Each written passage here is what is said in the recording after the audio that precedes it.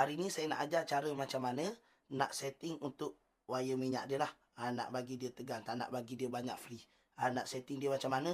Dekat sini dia ada 2 skru lah. Yang ni dia ada 2 skru, dia ada skru 7 yang atas, yang bawah dia skru 8. Okey, kita buka dulu skru 8 yang bawah.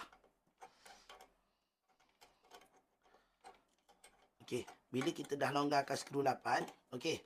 Yang ni untuk skru 7 ni kita buka lah. Kita buka dulu skru 7 ni. Yang ni tahan dekat bawah untuk skru 8. Lepas tu kita buka skru 7 ni. Okey. Bila dah longgar, kita naikkan sajalah. Okey. Tengok dekat sini. Saya setting.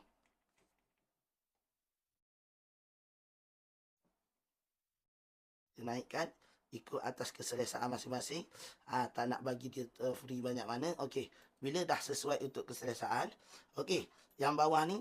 Skru yang bawah ni untuk kita nak lock dia. Tak nak bagi dia terbuka balik. Okey.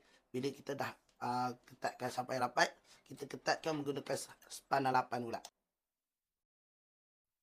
Okey. Bila dah siapkan ketatkan skru 8 yang bawah ni. Okey. Boleh test lah.